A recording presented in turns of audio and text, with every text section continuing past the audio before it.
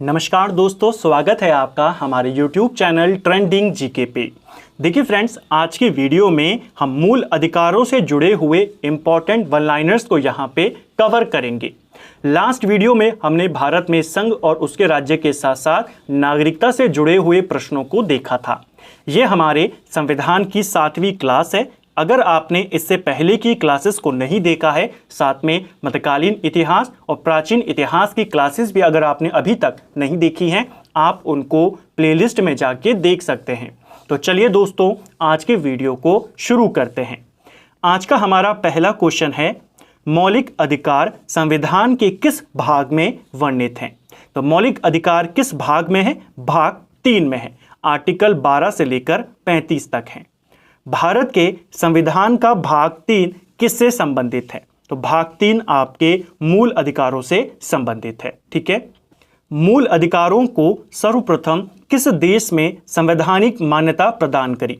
तो मूल अधिकारों को सबसे पहले अमेरिका में लागू किया गया था। भारत के संविधान में भी मूल अधिकारों का जो प्रावधान है, कहां से लिया गया है? अमेरिका से। दुनिया में सबसे पहले अमेरिका ने ही इसको संवैधानिक मान्यता दी थी। भारतीय नागरिकों के मौलिक अधिकारों का वर्णन संविधान के किन अनुच्छेदों में है? तो मौलिक अधिकारों का वर्णन संविधान के अनुच्छेद 12 से लेकर 35 तक है। भाग भी आता है, भाग हमने ऊपर देखा, भाग 3 में है। ठीक है, भारतीय संविधान द्वारा भारतीय नागरिकों को कुल कितने मौलिक अधिकार प्रदान किए गए हैं? तो भारतीय नागरिकों को वर्तमान में कुल 6 मौलिक अधिकार प्रदान किए गए हैं। पहले 7 थे, लेकिन जो संपत्ति का अधिकार है अब उसे हटा दिया गया है। मौलिक अधिकारों का निलंबन कौन कर सकता है? तो मौलिक अधिकारों का निलंबन राष्ट्रपति के द्वारा किया जाता है। मौलिक अधिकारों के बारे में सुनवाई करने का अधिकार किसको प्राप्त है?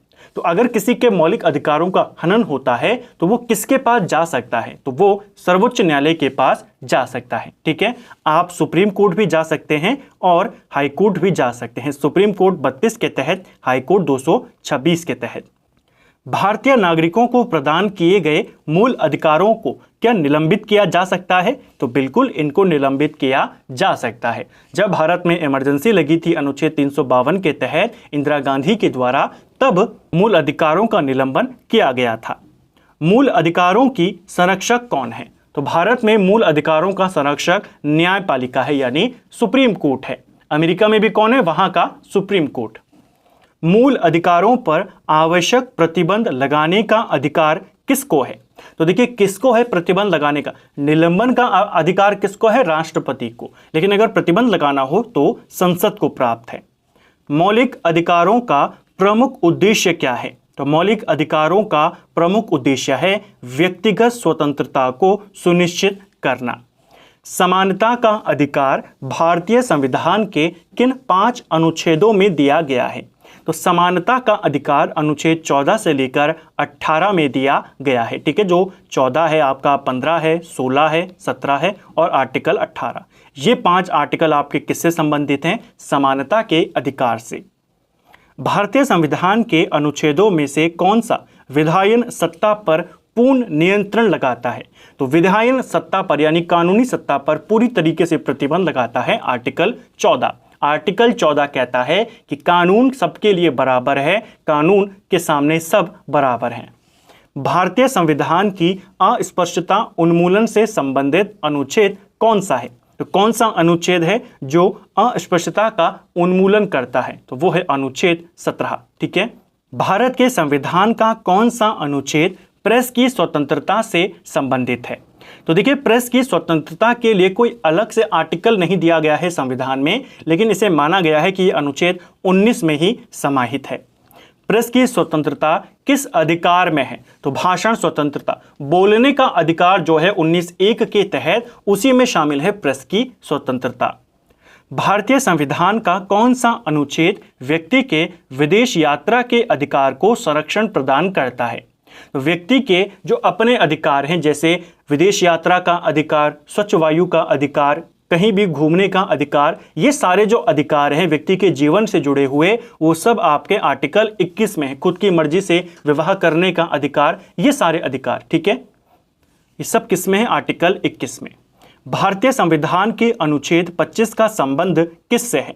तो आर्टिकल 25 आपकी धर्म की स्वतंत्रता से संबंधित है। ठीक है। मौलिक अधिकारों के अंतर्गत कौन सा अनुच्छेद बच्चों के शोषण से संबंधित है? तो बच्चों के शोषण से संबंधित है आर्टिकल 24। इसको आपने याद रखना है। ठीक है। कारखानों अथवा खानों में कोई व्यक्ति नियुक्त नहीं किया जा सकता जब तक उसकी आयु कम से कम 14 वर्ष ना हो।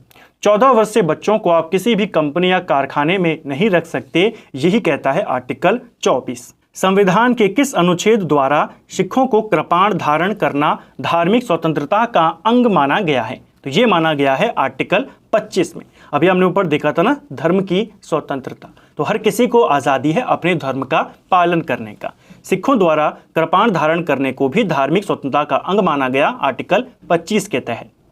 मौलिक अधिकारों को लागू करने के लिए किसी न्यायालय द्वारा क्या जारी किया जा सकता है? तो सुप्रीम कोर्ट, हाई कोर्ट के द्वारा मौलिक अधिकारों को लागू करवाने के लिए रिट जारी की जाती है। इसको ध्यान रखना है। ठीक है। सुप्रीम कोर्ट आर्टिकल 32 के तहत रिट जारी करता है, हाई कोर्ट 226 के तहत। भारतीय संविधान में किस अनुच्छेद के अंतर्गत नागरिकों को मौलिक अधिकार प्रदान किए गए हैं?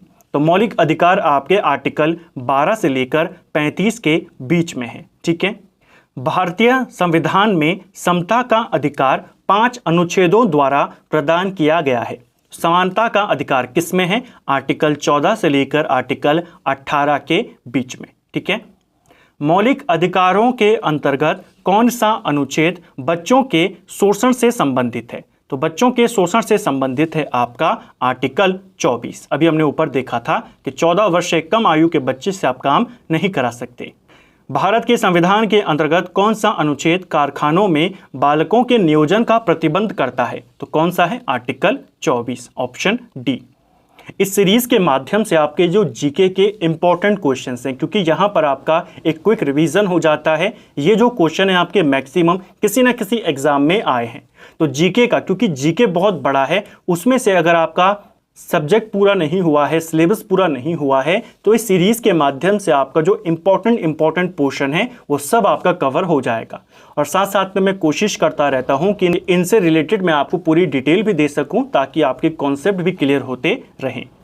नेक्स्ट है, व्यक्तिगत स्वतंत्रता के लिए कौन सी रिट याचिका दायर की जा सकती है? तो कौन सी रिट याचिका दायर की जाती है व्यक्तिगत स्वतंत्रता के लिए? Habeas corpus. अगर किसी व्यक्ति को पुलिस के द्वारा गिरफ्तार कर लिया जाता और व्यक्ति को लगता है कि उसे बिना कोई कारण गिरफ्तार किया गया है, तो वो सुप्रीम कोर्ट में या हाई कोर्ट में एक याचिका डाल सकता है, रिट डाल सकता है हेबियस कॉर्पस नाम की। इसके तहत उसको व्यक्तिगत स्वतंत्रता का उसका जो संरक्षण है वो किया जाता है, और कोर्ट आदेश देती है पुलिस को कि आप व्यक्ति को हमारे सामने प्रस्तुत करें और फिर हम देखेंगे क्या करना है। ठीक है। तो व्यक्तिगत स्वतंत्रता के लिए कौन सा रिट है? Habeas corpus. कुल मिलाकर 5 प्रकार की रिटें होती है। भारतीय संविधान का कौन सा अनुच्छेद अल्पसंख्यकों को अपनी मनपसंद शिक्षण संस्थाओं के स्थापित और संचालित करने का अधिकार को संरक्षण प्रदान करता है? तो कोई भी अल्पसंख्यक अपनी पसंद के शिक्षण संस्थानों की स्थापना कर सकता है, उनका संचालन कर सकता है, और सरकार उनके साथ भेदभाव नहीं करेगी, ये कहता है आर्टिकल 30। धार्मिक स्वतंत्रता का अधिकार किस अनुच्छेद के द्वारा दिया गया है? तो धार्मिक स्वतंत्रता आर्टिकल 25 में है। ठीक है। भारतीय संविधान के किस अनुच्छेद में संवैधानिक उपचारों का अधिकार है? तो देखिए, संवैधानिक उपचारों का अधिकार वही जिसके तहत 5 प्रकार की रिट जारी होती हैं। ये आपके आर्टिकल 32 में है। मौलिक अधिकारों में से किसे डॉक्टर भीमराव अंबेडकर ने संविधान का हृदय और आत्मा कहा था? देखिए, संविधान की हृदय और आत्मा ये माना जाता है प्रस्तावना को, लेकिन अगर BR अंबेडकर का नाम लेकर पूछेगा तो इन्होंने संवैधानिक उपचारों का अधिकार यानी जो आर्टिकल 32 है इसको कहा संविधान की हृदय और आत्मा। किस स्थिति में बंदी प्रत्यक्षीकरण याचिका हेबियस कॉर्पस को जारी किया जाता है? तो बंदी प्रत्यक्षीकरण इसको हिंदी में कहते हैं, इंग्लिश में इसे हेबियस कॉर्पस कहते हैं। कब जारी होता है? दोषपूर्ण पुलिस नजरबंदी में, यानी अगर आपको गलत तरीके से हिरासत में लिया गया है, गिरफ्तार किया गया है, दोषपूर्ण पुलिस नजरबंदी, तब आप इस याचिका को डाल सकते हैं, बंदी प्रत्यक्षीकरण। किस याचिका का शाब्दिक अर्थ होता है हम आदेश देते हैं? ये अर्थ होता है परम आदेश, यानी मैंडेमस बोला जाता है। जैसे एक रिट थी ना हेबियस कॉर्पस, उसी प्रकार एक रिट है मैंडेमस। मैंडेमस क्या होता है? मान लीजिए कोई सरकारी अधिकारी है, वो अपना काम प्रॉपर तरीके से नहीं कर रहा, आप चले गए सुप्रीम कोर्ट में, हाई कोर्ट में, और आपने एक याचिका डाल दी, मैंडेमस याचिका, तो सुप्रीम कोर्ट अब इस रिट को जारी करेगा और उसे आदेश देगा अपना काम करने के लिए। ठीक है। कौन सा समादेश किसी अवैध व्यक्ति से सरकारी पद को बचाने के लिए जारी किया जाता है? तो यह है आपका अधिकार पृच्छ। ठीक है। अधिकार पृच्छ, इंग्लिश में इसे क्यू वारंटो बोला जाता है। यह भी एक प्रकार की रिट है। कुल 5 रिट हैं, उनमें ये तीसरी प्रकार की है। अगर कोई व्यक्ति, मान लीजिए एक सरकारी ऑफिस है, उसमें 3 लोग काम करते हैं, 1 2 3। जो नंबर 1 का व्यक्ति है, इसको अगर कहीं किसी काम से कहीं बाहर जाना पड़ता है, तो जो नंबर 2 का आदमी है वो इसकी जगह काम करेगा। लेकिन मान लीजिए नंबर 3 इसकी जगह पर बैठ जाए, तो ये जो नंबर 2 का व्यक्ति है ये कोर्ट जा सकता है, और तब कोर्ट इसकी याचिका पर एक रिट जारी करेगा अधिकार पृच्छ, और नंबर 3 से पूछेगा कि आपने किस अधिकार से ये कार्य किया। तो अवैध व्यक्ति से सरकारी पद बचाने के लिए इस रिट को जारी किया जाता है। संपत्ति का अधिकार कैसा अधिकार है? तो संपत्ति का अधिकार पहले मूल अधिकार था, अब कानूनी अधिकार है। भारत के संविधान के अनुसार जो संवैधानिक अधिकार है, किंतु मूलभूत अधिकार नहीं है। मूलभूत यानी मौलिक अधिकार नहीं है। मौलिक अधिकार हमारे पास 6 ही है। संपत्ति का अधिकार एक संवैधानिक अधिकार है, संविधान में इसका उल्लेख है, लेकिन ये एक कानूनी अधिकार है, मूल अधिकार नहीं है। किस वाद में संसद को मौलिक अधिकारों में संशोधन का अधिकार दिया गया? तो संसद को अधिकार दिया गया मौलिक अधिकारों में संशोधन करने का केशवानंद भारती वाद में। 6 वर्ष की आयु से 14 वर्ष की आयु के बीच के सभी बच्चों को शिक्षा का अधिकार कैसा अधिकार है? यह एक मूल अधिकार है। ठीक है। बच्चों का मौलिक अधिकार है, और उनके जो संरक्षक हैं, माता पिता हो या जिनके साथ वो रहते हैं, उनका ये मौलिक कर्तव्य है। ठीक है।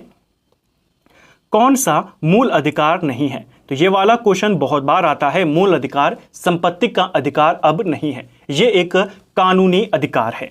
भारतीय संविधान का कौन सा अनुच्छेद अस्पृश्यता का उन्मूलन करता है और किसी भी रूप में इसके व्यवहार का निषेध करता है?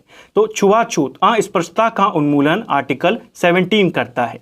मौलिक अधिकारों को लागू करने के लिए रिट कहाँ जारी की जाती है? Writ high court, supreme court दोनों से होती है। यहां पर सुप्रीम कोर्ट दिया है तो आप सुप्रीम कोर्ट को टिक करेंगे। रिट जो जारी करता है सुप्रीम कोर्ट और हाई कोर्ट दोनों करते हैं, जैसा मैंने कहा। संविधान के अनुच्छेद 17 और 18 किसकी व्यवस्था है? तो 17 और 18 आपके सामाजिक समता से, जिसमें हमने कहा था ना ऊपर कि जो 14, 15, 16, 17 और 18 हैं, ये समानता से संबंधित हैं। आर्टिकल 17 छुआछूत को खत्म करता है और आर्टिकल 18 उपाधियों का अंत करता है। भारत में उच्चतम न्यायालय ने किस मामले में माना कि मौलिक अधिकारों में संशोधन नहीं किया जा सकता? केशवानंद भारती केस में माना था कि कर सकते हैं, लेकिन उससे पहले केस हुआ था गोलकनाथ, और इसमें माना था कि मौलिक अधिकारों में संशोधन नहीं कर सकते। बाद में केशवानंद भारती केस आया और उसमें उन्होंने दूसरी बात मानी कि हाँ, इसमें संशोधन संसद कर सकती है। सूचना का अधिकार किस राज्य में लागू नहीं है? यानी जो RTI है, राइट टू इंफॉर्मेशन, किस राज्य में लागू नहीं है? जम्मू कश्मीर। हालांकि अब यहां पर लागू है, क्योंकि अब यह केंद्र शासित प्रदेश है। जो इसका विशेष दर्जा था अनुच्छेद 370, उसे खत्म कर दिया गया है। मौलिक अधिकारों में संशोधन करने में कौन सक्षम है? तो मौलिक अधिकारों के निलंबन में राष्ट्रपति है, संशोधन में आपका संसद है। भारतीय नागरिकों के मौलिक अधिकारों के युक्त प्रतिबंधों को आरोपित करने की शक्ति किसके पास है? तो यह है संसद के पास।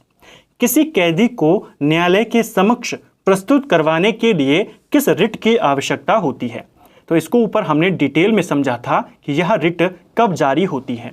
अगर किसी व्यक्ति को न्यायालय के सामने प्रस्तुत करवाना हो तो बंदी प्रत्यक्षीकरण, जिसको हेबियस कॉर्पस बोला जाता है, इस रिट को जारी किया जाता है। ठीक है, इसको भी आपने याद रखना है। तो फ्रेंड्स, ये था हमारी सीरीज है जिसमें हम पूरे जीके का एक क्विक रिवीजन कर रहे हैं इंपॉर्टेंट वन लाइनर्स के साथ। आज हमने संविधान का 7वां पार्ट यहाँ पर कवर किया।